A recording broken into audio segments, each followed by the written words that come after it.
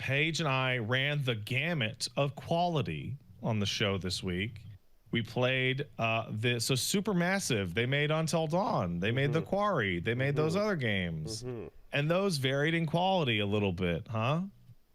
Well, we played The Casting of Frank Stone, a game that we thought would be really cool because it is about Dead by Daylight, and it's about the the backstory of like what's going on in the Dead by Daylight universe, and maybe the creation of a new killer. And I'm thinking that maybe it was a bad sign that this narrative experience about the creation of a new Dead by Daylight killer might not have been the best, considering that killer was never added to Dead by Daylight. Okay, hold on. So Supermassive took on an original game set in the Dead by Daylight world. That's right. With the original Dead by Daylight monsters. But no, just Frank Stone. As a means to set up a new character that's supposed to... Maybe that's why, but it takes place in the Dead by Daylight universe, and the only monster is Frank Stone. And would you believe it? We played it for 3.5 hours and didn't see him. And nothing happened. And nothing occurred. Nothing occurred for 150% of the runtime of Jurassic Park. Literally, actually nothing. Now, we were over half the game's runtime. Sometimes nothing occurring can be interesting if characters are interesting. I mean nothing. Nothing. I mean actually nothing. Wow. Like, there are people in the chat that can vouch for me when I say actually nothing. I mean actually nothing occurs for over 3.5 hours. And then we gave up on it, and I was like, I'm gonna watch a guy's YouTube video where he flies through it. And then I found out it would have been like another hour of nothing before something happened. Okay, so you are now in position to tell me, what is the batting average on Supermassive at this point? Bad. All right. Bad. Not counting. Let me see here, because I see there's a bunch of Little Big Planet and Killzone stuff. But in terms of the Until Dawn post, Dawn, thumbs up. Okay. Hidden, incredible, one of the best. Until Dawn remake, bad. Don't look at it. Just play the old one. Okay. Hidden Agenda, mid. The Inpatient, don't even know what that is. Okay. The Dark Pictures Anthology.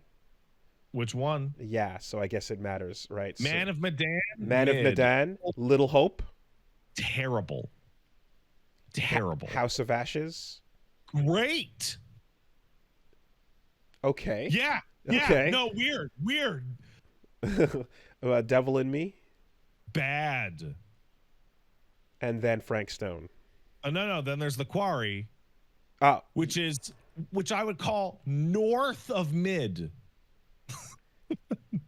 Okay. I would call it like mid. And now Frank Stone, just abjectly horrible. So trending towards mid with some real bad dips, and one really good one in there. House of Ashes is really great. Better than original Until Dawn? Yeah. No, absolutely not. Okay. No way. But why does this mirror Telltale so well? All of them were written by different people. And I believe they were all developed under different circumstances with different budgets and different leads. Man, okay. Because I'm just like, yeah, we're still talking about Walking Dead Season 1. Wolf Among Us and Batman, were fun. And then there's the others. We were talking about this when we were doing Frank Stone, and I'm like, I think that the narrative choose your own adventure genre has way more misses than hits. Like way more. because and we were sitting there like that first season of Walking Dead, and Wooly told me that Batman one was really good, and Borderlands was really good. Borderlands, yep. And then Until Dawn, and maybe The Quarry, depending on your taste, and House of Ashes, and like that's it for like the whole fucking catalog. You know, yeah. And like I don't know anyone that can speak to what's going on with fucking the other one there. Don't Nod. Yeah. But like I have room in my heart for some hella teen adventures in season 1 Life is Strange, and I don't know that any of the subsequent entries meant anything. I did not to see anybody. anyone care about the later ones like they did the first one. Okay, yeah, no, I've not heard anything good about That's any like of the on the others. outside. And the first one is divisive enough because there's a bunch of people that are also like, man, fuck that shit anyways. Yeah. On the strength.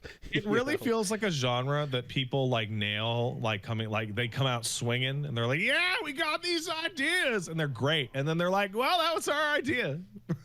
We're done now. Well, you know, at the same time, I guess because it's such a narrative experience, it really is all in the directing and writing. It's like films and movies and in books, and you know, like it's who's in charge of this. If it's a different person every time, then yeah, that'll be the most determining factor, I suppose.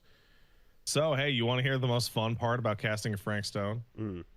The most fun part. So Frank Stone, it was, what do you call it? It was 3.5 hours of nothing. And on top of that, it is a 6-hour game. And on top of that, it's full price.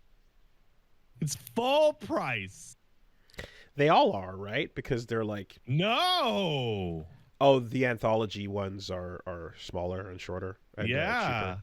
Okay. The anthology ones came out like the whole thing was like a season pass. Right. Okay. Yeah. No, casting Frank Stone is my mistake. It's $40 US. It's not full price. It's just horribly overpriced. I was looking at it in Canada dollars. I mean, I feel like anytime a game is attempting photorealism, yeah, you're gonna get it leaning in that direction. So in the context of us going like, God damn, Frank Stone was a pile of shit, we decided to check out a different game. Instead of finishing it, we instead streamed a different game called, you know what? Hold on a second. Huh. You called an audible. Okay. We played a game called Mouthwashing. Ah, yes. A game called Mouthwashing, which is like $10, is nearly perfectly 2.5 hours long. It is a cinematic narrative, visual novel, first person adventure kind of game. And I put the chat, for those of you at home listening to the audio, I just put chat in emote mode. If you have not heard about Mouthwashing and you like narrative experiences and horror, I would tell you to go buy and play Mouthwashing. And if you can do this, don't even look at the Steam page for Mouthwashing. Just shut up. Don't talk to anyone. Don't look at anything, and go play Mouthwashing right now.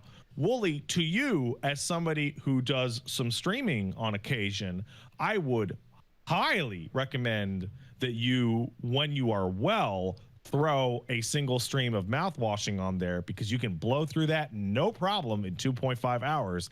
And that is an A+ experience. Okay. You know, the funny part is what you just said and how you recommended that. I got that energy because I saw you streaming it, and I saw a bunch of other people also playing it on my right. Yeah. And I was like, huh. And then I was like, what is this? What a weird name. And then I went It's a very strange name. And then I went to the account, and I looked, and I saw like about 8 seconds of the trailer and some really wild, interesting transitions of horror transitions happened. And I went, actually, I'm done. I saw one really good transition occur, and I said, I'm interested. and I'm not going to look at the rest. Yes, That's that is my discussion on the content of mouthwashing. Okay. Is that you should go play mouthwashing. If you can hear the sound of my voice, you should go play mouthwashing. And it was released in time for Halloween, was it? Yes. Okay. It was. Cool. Highly recommended. Nice.